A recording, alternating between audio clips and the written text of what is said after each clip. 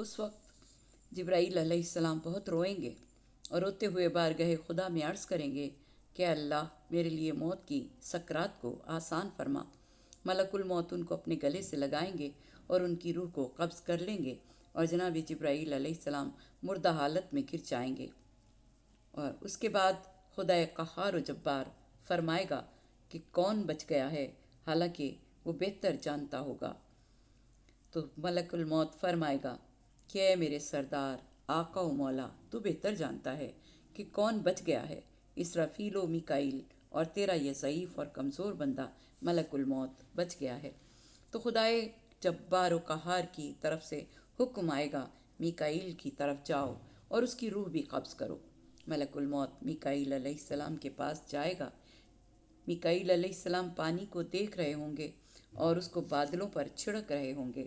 ملک الموت ان سے کہے گا کہ اے مسکین، تو کس قدر غافل ہے، تجھے معلوم نہیں کہ تیرے بارے میں کیا ارادہ کر لیا گیا ہے۔ اولاد آدم کا، جانوروں، چرند و پرندوں اور وحشی جانوروں کا رزق باقی نہیں رہا، تو اہل آسمان و زمین، اہل حجابات، عرش و کرسی کے اٹھانے والے، سرادقات، کروبین، پاکیزگی بیان کرنے والوں، تسبیح کرنے والوں کو موت آ چکی ہے۔ اب مجھے حکم ملا ہے کہ میں تیری روح کو قبض کروں۔ اس وقت میکائیل علیہ السلام شدید روئیں گے اور روتے ہوئے بارگاہ خدا میں عرض کریں گے کہ اے خدایا، موت کی سختیوں کو میرے لیے آسان فرما۔ ملک الموت اس کو گود میں لیں گے اور اس کی روح کو قبض کر لیں گے اور وہ بے روح ہو کر گر جائیں گے۔ پھر جب بارو قہار خدا کی آواز آئے گی، اے ملک الموت، کون بچ گیا ہے؟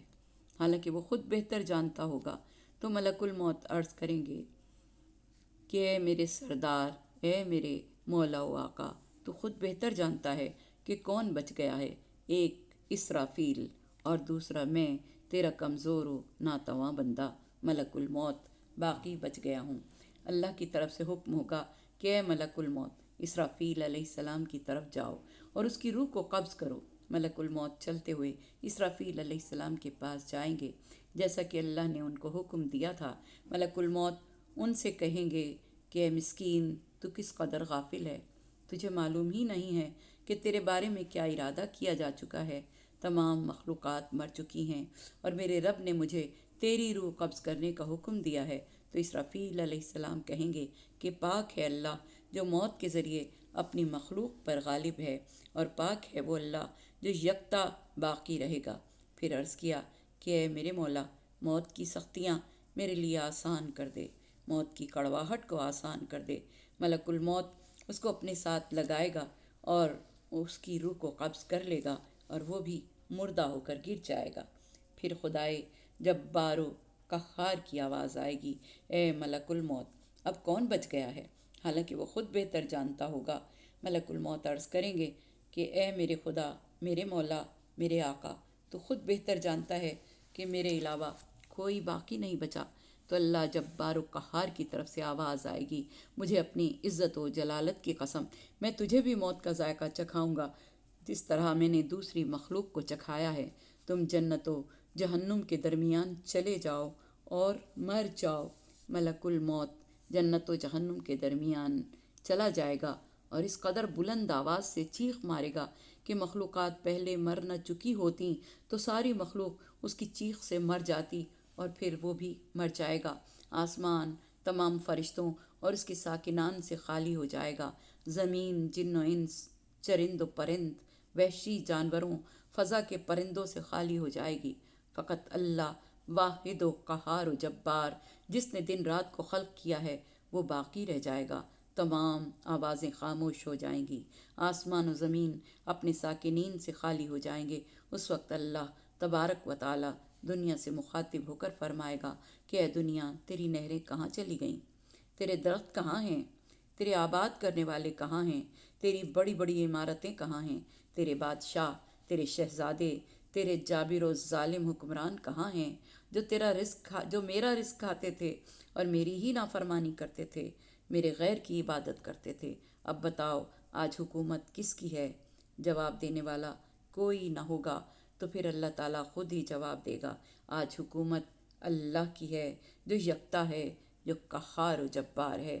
زمین و آسمان باقی رہیں گے مگر ان پر کوئی بولنے والا نہیں ہوگا، کوئی سانس لینے والا نہیں ہوگا، اور یہ صورتحال اس وقت تک رہے گی جب تک اللہ چاہے گا۔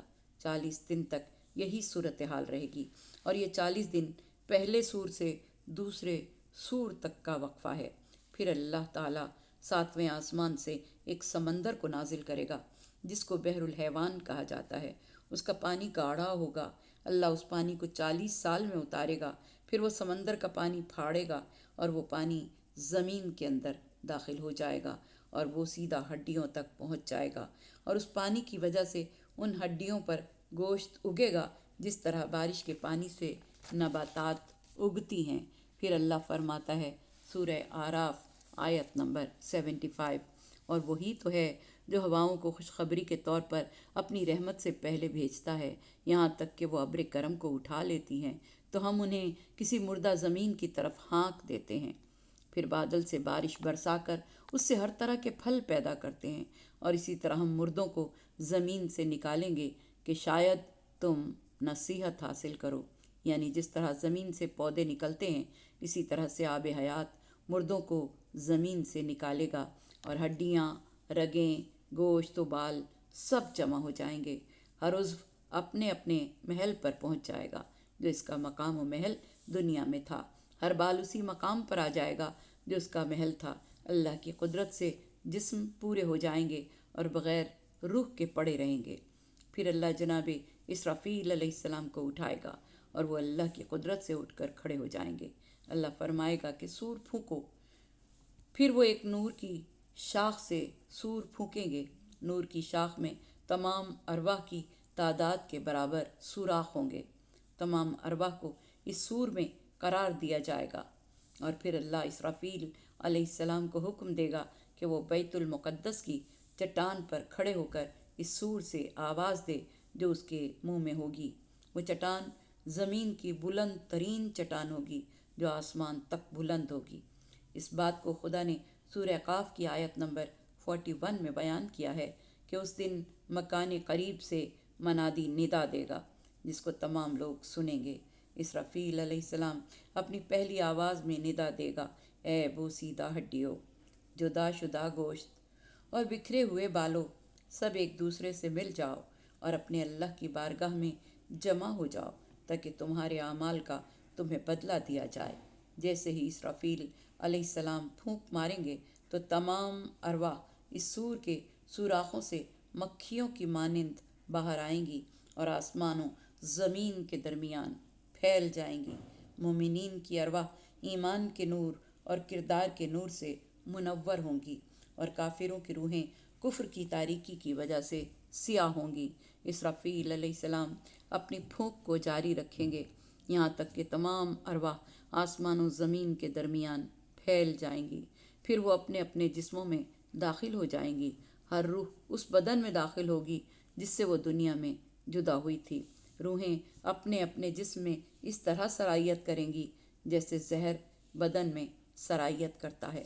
جب تمام ارواح اپنے اپنے بدنوں میں داخل ہو جائیں گی جن سے وہ دنیا میں خارج ہوئی تھیں تو پھر سروں کی طرف سے زمین ان پر پھٹے گی، پھر وہ اچانک کھڑے ہو جائیں گے اور محشر کے میدان کی ہولناکیوں کو دیکھنا شروع کر دیں گے۔ پھر اسرافیل علیہ السلام آواز دیں گے، ساری مخلوق اس آواز پر کھینچی چلی آئے گی۔ اس آواز کی اتباع اور نور ان کو محشر کے میدان میں جمع کر دے گا۔ جب انسان اپنی قبروں سے باہر آئیں گے تو ان کے ساتھ ہی ان کے اعمال بھی باہر آئیں گے جو وہ دنیا میں انجام دیتے رہے ہوں گے، کیونکہ ہر انسان کا عمل قبر میں اس کا ساتھی ہوگا۔ اگر بندہ اپنے رب کا اطاعت گزار ہوگا اور نیک اعمال بجا لاتا رہا ہوگا تو اس کا عمل دنیا میں بھی اس کا انیس تھا، اور جب وہ قبر سے باہر آئے گا تب بھی اس کا انیس ہوگا، اور محشر کے میدان کی ہولناکیوں میں بھی اس کا انیس ہوگا۔ جب وہ قبر سے باہر آئے گا تو اس کا عمل اسے کہے گا کہ اے میرے حبیب، آج تیرے لیے کوئی سختی نہیں ہوگی کیونکہ تو اپنے رب کی اطاعت کرتا رہا ہے۔ آج سختیاں فقط ان کے لیے ہوں گی جو اپنے رب کی نافرمانیاں کرتا رہا ہوگا، جبکہ تو اپنے رب کا اطاعت گزار تھا، اس کے نبی کی اتباع کرنے والا تھا۔ آج تیرے لیے کوئی غم، حزن، خوف نہیں ہوگا، یہاں تک کہ تو جنت میں داخل ہو جائے گا۔ اگر بندہ خطا کار ہوگا اور اپنے رب کا نافرمان ہوگا اور بغیر توبہ کے مر گیا ہوگا، جب وہ اپنی قبر سے نکلے گا تو وہ ایک مسکین کی حالت میں ہوگا، دھوکہ کھائے ہوئے کی مانند۔ اس کے ساتھ اس کی قبر سے اس کے برے اعمال بھی خارج ہوں گے جو وہ دنیا میں کرتا رہا ہوگا۔ وہ اعمال اس کی قبر میں اس کے ساتھ ہوں گے۔ جب وہ گمراہ بندہ اپنے برے اعمال کی طرف دیکھے گا تو وہ انہیں سیاہ اور نفرت انگیز پائے گا۔ وہ خوف کی ہر وادی آگ قیامت کی ہولناکی سے گزرے گا تو اس کے برے اعمال اس کے ساتھ ہوں گے اور کہیں گے کہ اے دشمن خدا، یہ سب تیرے لیے ہے اور تو ہی ان کی مراد ہے۔ یہ اللہ کا فرمان ہے کہ وہ کبھی بھی اپنی زمین کو اپنی حجت سے خالی نہیں رہنے دے گا، سوائے قیامت کے 40 دن قبل کے زمانے کے۔ اس زمانے میں اللہ اپنی حجت کو زمین سے اٹھا لے گا، توبہ کا دروازہ بند کر دے گا، پھر کسی بندے کا ایمان لانا اس کو فائدہ نہ دے گا۔ وہ بندے جنہوں نے اب تک ایمان قبول نہیں کیا ہوگا وہ شریر ترین مخلوق ہوں گے، اور یہی وہ ہیں جن پر قیامت قائم ہوگی۔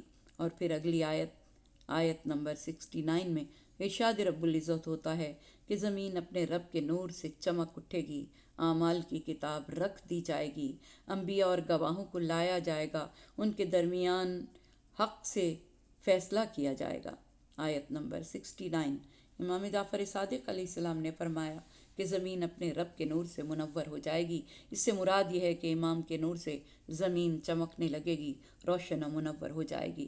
امام جب ظہور فرمائیں گے تو لوگ سورج اور چاند کے نور سے بے نیاز ہو جائیں گے اور وہ امام کے نور سے روشنی حاصل کریں گے۔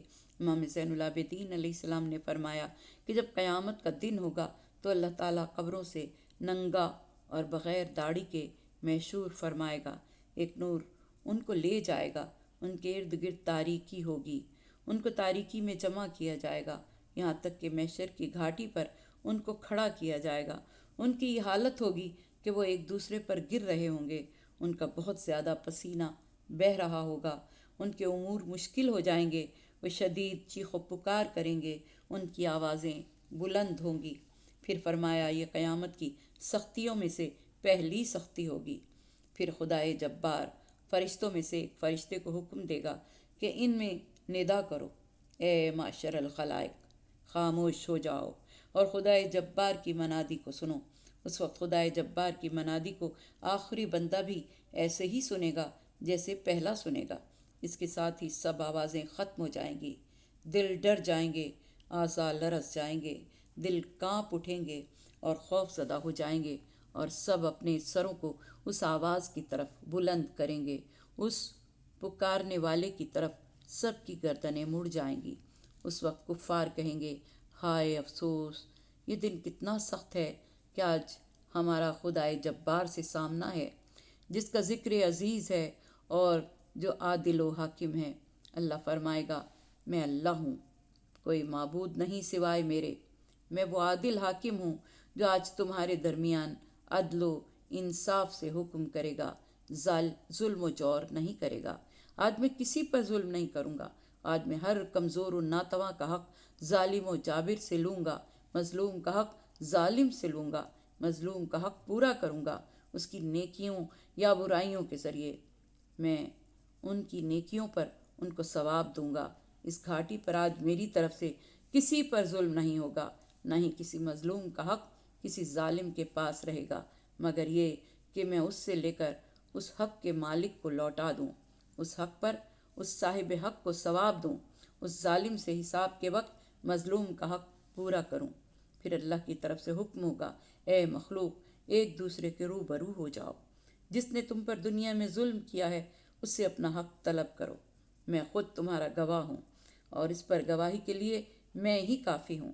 ایک دوسرے کی شناخت کرو، ایک دوسرے کے سامنے آؤ۔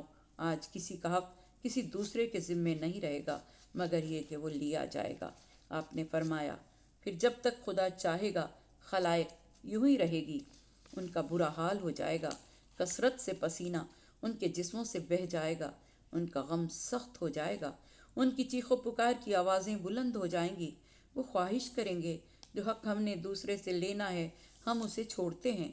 جب اللہ تعالیٰ ان کی سختی پر مطلع ہوگا تو اللہ کی طرف سے منادی ندا دے گا۔ اس ندا کو اول و آخر سب سنیں گے۔